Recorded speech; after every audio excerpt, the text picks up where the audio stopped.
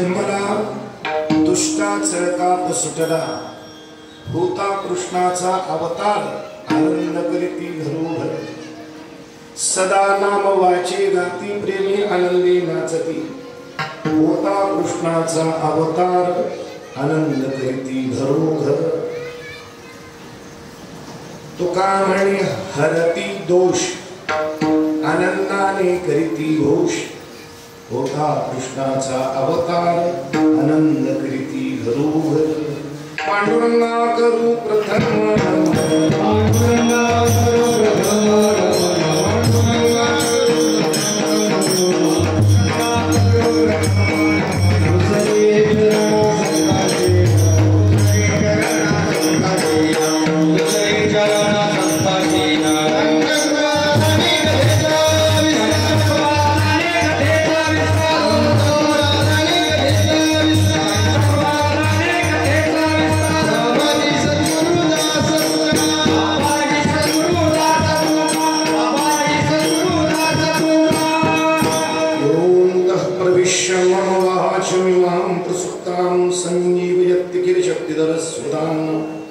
अन्याश्च हस्तचरण श्रवणत्वगादि प्राणां नमो भगवते पुरुषाय तुभ्यं नारायण नमस्कृत्य नरं चैव नरोत्तमं देवीं सरस्वतीं व्यासं ततो जयमुदीरये नमामि सद्गुरुं शान्तं सच्चिदानन्द विग्रहं पूर्ण ब्रह्म परानन्दं ईशमानन्दी वल्लभम् कृष्ण गोकुळी जन्मला दुष्टा सळकाप सुटला होता कृष्णाचा अवतार आनंद करीती घरोघर संत श्रेष्ठी श्री जगद्गुरु तुकोबरायांचा हा आनंद आहे।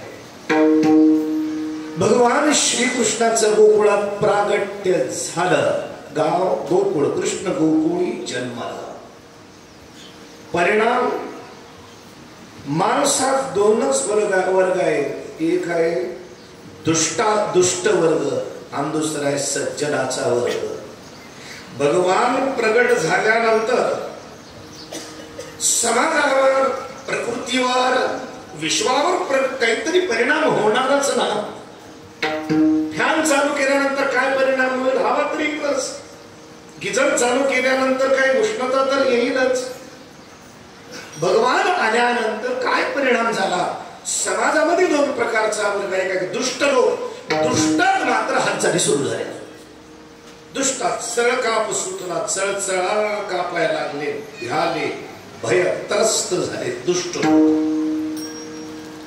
किती दिवसांनी नाही होता कृष्णाचा अवतार भगवंताचा पृथ्वी तलावर अवतार झाल्याबरोबर वेळ लागत नाही तोंडात गुळाचा खडा टाकताच क्षणी गोड साखरेचा खडा तोंडात टाकताच क्षणी गोड आग्नेवर पाय पडल्यानंतर 1.5 वर्षाने वाचतो बरोबर झालं का नाही आग्नेवर पाय पडताच क्षणी चटका म्हणायची चटकाच म्हणतात चटका तसा भगवान श्रीकृष्ण प्रगट होताच क्षणी होता कृष्णाचा अवतार सज्जन लोकांवर काय परिणाम झाला आनंद करीती घरोघर घरोघरी आनंद करू लागले एक घर सोडून नाही 4 घर सोडून नाही वस्तीवाडी नाही अख्ख्या गोकुळामध्ये आनंद घरोघरी आनंद प्रत्येक घरात आनंद आहे प्रत्येक व्यक्तीत आनंद व्यक्तीत गेहा घरा सगळीकडे आनंद करीती घरोघर आनंदाचं स्वरूप काय मला आनंद झाला नाही आनंद झाला मला आनंद झाला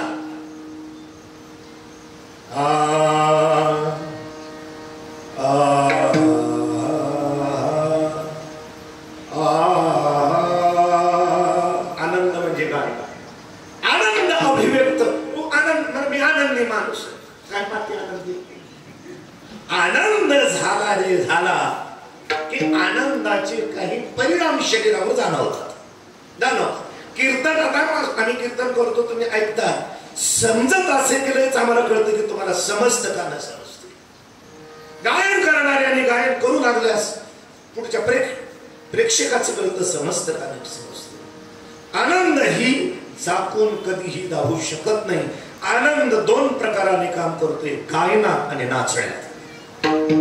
सदा नाम घोष, सदा नाम घोष गातात, आनंदाने करीती घोष. नाचतात आणि घोष करतात.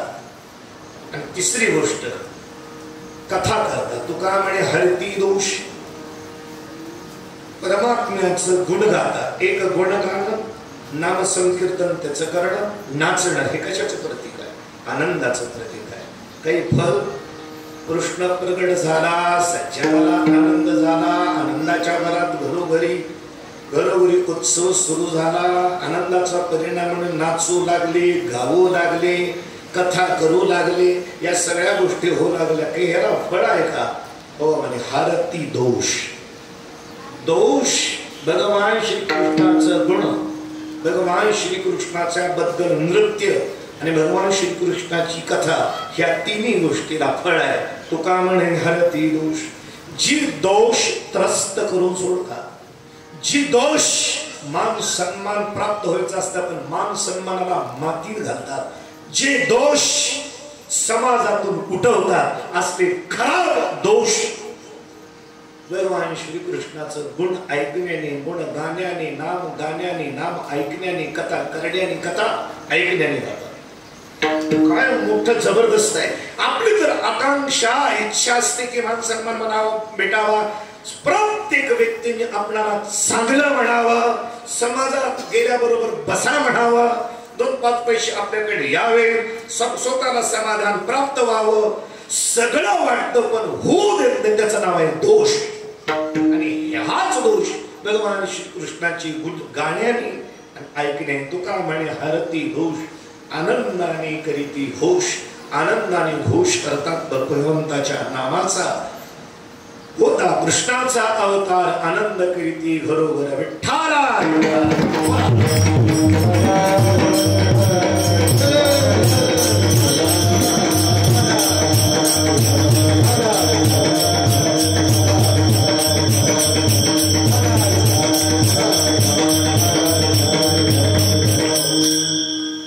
हा उत्सव करायचा सगळ्यांच्या मनोमंदिरामध्ये होत. उत्सव करायचा करायचा करायचा 2 महिने 2 वर्ष 4 वर्षापासून हे मंदिर पाडलं तेव्हापासून संकल्प करायचा. पण मारुतीराय पुढे आले, मारुतीराय बसवलेले कधीच आहे.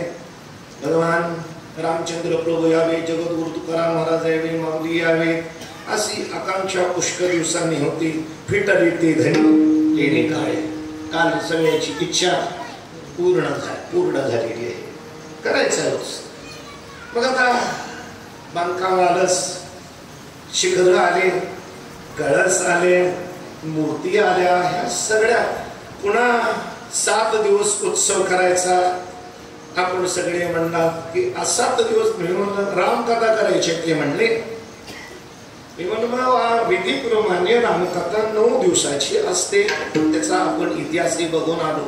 भागवत कथा 7 दिवसाची असते आणि रामकथा 9 दिवसाची करावी असा विधी आहे असं मी म्हणलं. 7 दिवसाचं नियोजन, तदनंतर 3 दिवस वाढतात. आज 10वा दिवस आहे. त्याच्यात पंक्ती आल्या रोज. साधी पंगत नाही ती. या गावातल्या सद्ग्रस्तांनी पंक्ती जर घातल्या, तोंडात ठेवलेला एक घास अजून चव देतोय महाराज. आचार्यासाठी जरा टाळ्या वाजवा. सुषण वैद्याला चोराव तसा हा आचार्य चोरून वाटते. इतका गोड, इतकी मधुरता, इतका प्रसादात आनंद, त्याला भांडवल आणून देणारे ज्यांची पंगत आहे ते सद्ग्रस्त उत्तम सगळ हाताने आणून दिलं. रोज 50,000 रुपयाची ही पंगत आहे. रोज 50-50 हजाराजवळ पंक्ती गेल्या. 2 दिवस 3 दिवस वाढायचं म्हणजे 1.5 लाखाला असून एकतरी वेळ. या सगळ्या गोष्टीचं काठिण्य जरूर, पण त्याची कृपा झाल्यानंतर काहीही अवघड नाही. दिवसाची कथा आणि पंचायत अजून आम्हालाही राहायचं 9 दिवस, तुम्हाला ही पुढची सगळ्या गोष्टी 9-10 दिवसाचा उत्सव साजरा करायचा म्हटल्यानंतर सगळ्याच गोष्टी कठीण, पण कठीण सुलभ का झाल्या. यत् कृपा तमहं वंदे परमानंद. यत् कृपा, परमेश्वराच्या कृपेच्या योगाने हा उत्सव देखाना पार पडला, दृष्ट लागेल असा पार पडला. श्री राम कथा 6 वाजल्यापासून ते 6 वाजल्यापासून ते 9 वाजेपर्यंत 5-10 मिनिट इकडं ना तिकडं आपण बसत होता. जितका रस रामकथेमध्ये घेतला तितकाच रस जास्तीत जास्त लोकांनी भोजनाचा रस जास्त घेतला.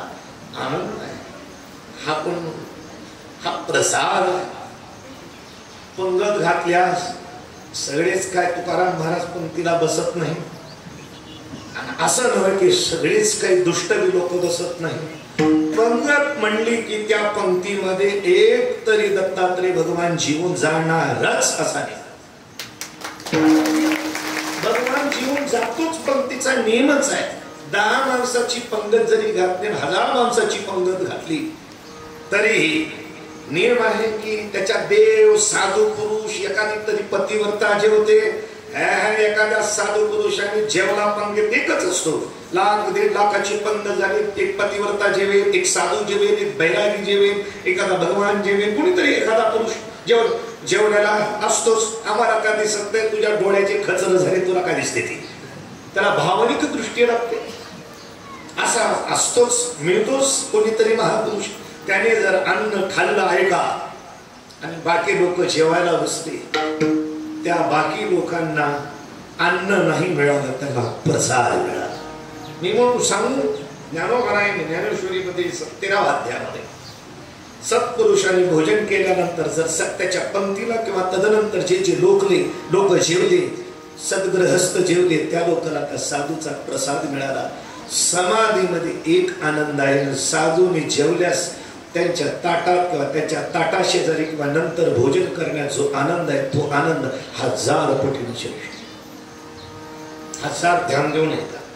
श्री गुरुची उशिटे लाहे जे आवचके, तेने लाभे विटे समावेश. श्री गुरुचं उच्चिष्ट, सत्पुरुषाचं, स्त्रीचं, सत्पुरुषाचं, साधूचं उच्चिष्ट जर प्राप्त झालं, अवचटे श्री गुरुची उशिटे लाहे जरी अवचटे, अचानक प्राप्त झालं आणि भोजन करायला सुरुवात झाली. श्री गुरुचं उच्चिष्ट खायला मिळालं. समाधीत जो आनंद येतो तो आनंद, श्री गुरुच्या पुष्टातून जो आनंद येतो तो आनंद नाही ना समाधीतला तोकडा आनंद श्री गुरुच्या आनंदापर्यंत ओढून टाकावा इतका श्रेष्ठ आनंद. मी म्हणत नाही, ज्ञानोबांनी म्हणते 7 दिवस माझी काही गरम डोक्याचे कीर्तनकार असतात, म्हणजे समन्वय. माझी इच्छा कथा ऐकायला या भोजन करायला जरूर या. मला ऐकायला 2-4 माणसं पुष्कळ झाली, माझ्या आता हनुमान पुष्कळ झाले मला ऐकायला. मला लोक ऐकायला जास्त लागत नाहीत. अन्नदान जास्तीत जास्त झालं पाहिजे. या कथेच्या कथा ही सूक्ष्म साधन आहे. या साधनेतून सगळ्यालाच पचतं, सगळ्याला शरीराची प्रकृती स्थिर राहील, मानसिक स्थिती 3 तास राहील, कामदामातून सुटका, सगळं दुरापास्त आहे. म्हणून नाही तुम्हाला येणं दारादुरा काढून बरोबर 9ला जरी तुम्ही आलात काही लोक, तरी मी तुम्हाला धन्यवाद देतोच. याचा अर्थ असा नाही फक्त खायलाच यायचं, याचा अर्थ असं बी करू नका. महाप्रसाद तुम्ही सेवन केला, ज्यांनी कथा ऐकली ते सुद्धा लोक सत्पुरुष म्हणजे त्यांच्या पंक्तीला बसून संगती पंगती देवासवे घडे खायला मिळालं, महत् भाग्यवान आहात. कीर्तन कथा संपली की भोजन बसायला, भोजनाला माऊल्या बसल्या, माऊल्याची पंगत झाली, माऊल्याची करेक्ट एक पंगत, पुरुषाच्या 4 पंक्ती. धन्यवाद आहे महाप्रसाद सेवन करणाऱ्या पुरुषांना. उपासात्मक बोलत नाही, आदरपूर्वक बोलतो, श्रद्धेने बोलतो, उपहासात्मक मी बोलत नाही. तुम्हाला महाप्रसाद, या महाप्रसादाने आज नाही पण एक दिवस ही महाप्रसाद समाधीला लाजवेल आनंदापेक्षा श्रेष्ठ आनंद आहे. तुका म्हणे शेष सेविन आवड, तुका म्हणे शेष सेविन आवड,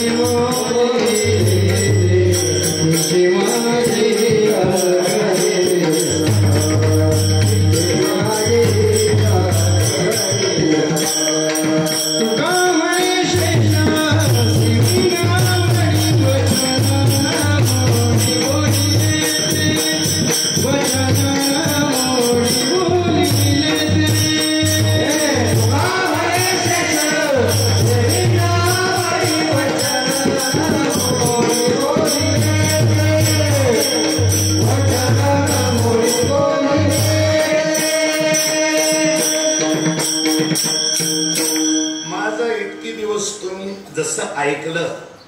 आता एक वाक्य माझं ऐका, चटकन पुरुषांनी ह्या महापुरुषांनी वर यायचं फक्त 1 मिनिटात आणि सगळ्या माऊल्या पुढे सरायचा. सगळ्या माऊल्या मागं उन्हात चाललेले, उठा इकडे इकडे या, सगळं तुम्ही जसं ऐकता व्यवस्था म्हणून.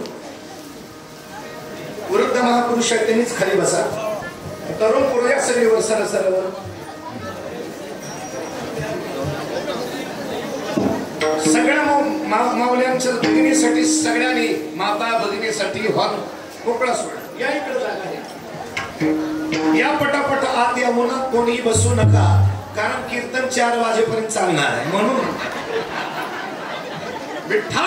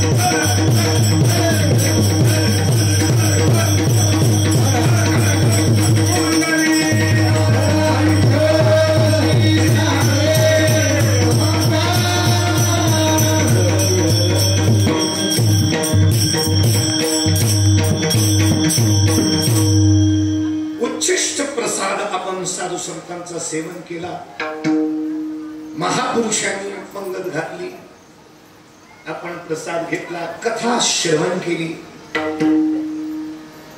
7-9 दिवसाचा काळ आपण चांगला व्यवस्थित झाला. 9 दिवस ज्याने श्रीराम कथा ऐकली, गर्भात पुन्हा 9 महिने जाण्याची आवश्यकता लागत नाही. तो जन्म मरणापासून दूर झाला. आज काल्याची सेवा आहे. 7 दिवस सप्ताह असो, 9 दिवसाचा, महिन्याचा असो, आपला नियम आहे. उत्सव झाला, वारकरी संप्रदायाचा उत्सव झाला की त्या उत्सवाची परिसमाप्ती भगवान गोपाल श्री कृष्णाच्या काल्याच्या कीर्तनाने कृष्णाचं चरित्र ऐकायचं की काल्याची सप्ताहाची परिसमाप्ती झाली, असा नियम आहे. एखाद्या पुण्याच्यातला म्हणेल की महाराज पुढच्या आठवड्यात जरा मला वेळ पण आहे, थोडा मंडप टाकू, टाळकरी बोलू, मृदंगेवाले बोलू आणि एक काल्याचं कीर्तन असं झालं पाहिजे. करता येत नाही. वेळ असो, पैसा असो, मृदंगी गायक कोणी असो, काल्याचं कीर्तन सगळं असो सुद्धा करता येणार नाही. का? उत्सव करावा लागतो त्यावेळेसच काल्याचं कीर्तन करता येतं, नसता अन्य काल्याचं कीर्तन करता येत नाही. उत्सव झाला की काला करावाच लागतो आणि काला झाला की उत्सव बंद करावा लागतो. असा उत्सवाचा आहे. एकदा कळसाचं काम झालं रे झालं की मंदिराचं काम बंद. कळसा परते काही प्रासादी काम नाही, गीता हे सांगत असे पाही प्रसादा परते. पुन्हा मंदिराच्या बांधकाम करण्याची आवश्यकता नाही. कळस बसला, कळस बसल्यास काय हे करायचं नाही. कळस काय सत्पुरुषाच्या हाताने बसवावा लागतो. कळसाला संसारिक लोकांनी हात लावायचा नाही, वंश बुडतो. उगाच काही काही लोक मध्ये मध्ये संसारिक लोक संसार कळसाला जपा. कळसाचे नियम आहेत. आता काय मला कळसाच्या कीर्तनाचा काढला विषय तो. कळसाला संसारिक लोकांनी स्पर्श करायचा नाही. त्याला फक्त संन्याशी तर पाहिजे, नाहीतर ब्रह्मचारी तर पाहिजे. कोणी म्हणे मी बसवी तर त्याचा वंश खंडित होतो. संसारिक लोकांनी कळसाला हात लावायचा नाही. मग फक्त म्हणून तर कळस वर आहे, लांबूनच दुरून आहे. नमस्कार. देवाच्या कामा कळसू परमगंगेसी प्रवेशू. 16 वाजायचा. सुवर्ण कसू 16 वाजायचा. कळसाची स्थापना आहे. जेवढे मूर्तीच्या प्राण प्रतिष्ठेसाठी मंत्र आहे, तप करावं लागतं, होम हवन करावं लागतं. सगळे मंत्र कळसासाठी केले जातात. तेवढे मंत्र कळसासाठी असतात. इतका कळसाला महत्व आहे. आता अत्यंत महत्वाचं काम झालेलं आहे. मी काल त्याच्यावर बोललो, आता त्याच्यावर बोलायची गरज नाही. कळस बसला काय विसरू सांगते देवाची या कामा कळसू. कळस बसला की देवाचं काम झालं. परमगंगेसी प्रवेश. गंगा शाळेमध्ये गुरुजी शिकवित होते, पोरांनो गंगा समुद्रात गेली की गंगेचा वाहण्याचा प्रवाह संपला. पोरांना गुरुजींनी विचारले की सांगा गंगा गोदावरी माता कुठं प्रगट झाली? पोरं म्हणले गंगा गोदावरी कुठं झाली? एक पोरग बघतोय किशात तुझ्या होते होय. एक जरा धीट होत, धिटिंग नव्हतं जरा पोरग. वात्रट मास्तरला भेट नव्हतं. सांगू बघ ब्रह्मगिरी पर्वतावर शंकराच्या जटेवरून ब्रह्मगिरी पर्वतावर अवतीर्ण झाली. काय बरोबर बोलतोस? अगदी बरोबर. तिथून पुन्हा कुठलं? तिथून पुन्हा खाली आली म्हणला कुशावरती कुंडामध्ये आली. ती पळत होती, चपळ होती. गौतम म्हणले आपल्याला आंघोळ करता येते. कुश नावाचं गवत आणलं गौतमजींनी. असं लांब लांब असतं कुश नावाचं गवत. चांदवेल म्हणे कुरू होता. चांदवेल गवताचा प्रकार. तो जर पसरला तर त्याच्याने मोडी बांधता येत होती, त्याच्याने कडबा बांधता येतो. असं एक कुश नावाचं गवत लांब आहे. त्याची चुंबळ केली. चुंबळ तर समजते का नाही? तुमच्याकडे चुंबळ गागर डोक्यावर घेतलं तर होतो नाही म्हणून चुंबळ केली त्याची आणि त्याच्यामध्ये साठवलं. म्हणून त्याला कुश नावाच्या चुंबडीत साठवले म्हणून कुशावरती म्हणतात. उपयोगाला आली पाणी बरोबर सांगितलं. त्याचं पुढं कुठं गेली महादेव? महादेव म्हणतात गुरुजी रामकुंडात आली. अगदी बरोबर. इकडं तिकडं सुतभर चुकला नाही. शाबास. पुन्हा रामकुंडातून कुठे गेली? पुन्हा निघाली सरला बेटकडे आली. हा बरोबर. पुन्हा कुठला निघाली? कुठे गेली? पुन्हा तिथून म्हणले काय गाव टोक्याकडे आली. बरोबर आहे का चुक आहे? बोला. गुरुजी म्हणले राईट. बस बस. पुढे गेली म्हणजे खाली 12 हनुमंताचा रामपूर आहे, तिथे गेली. खाली येतात तुम्हाला गावात तिकडली माहिती नाही, एक पंच माहिती. पुढे कुठे गेली? पुढे नांदेडला गेली. शाबास. नांदेडवरून पुढे कुठे गेली सांग? म्हणजे पुढे गेली तर आंध्रामध्ये गेली. आंध्रातून कोणत्या नदीला शेवट संगम झाला? कोणत्या माहिती? राजमेर. पुढे कुठे गेली बेटा? त्याला सांगितलं राजमेर पाशी समुद्रामध्ये गेली. अगदी बरोबर.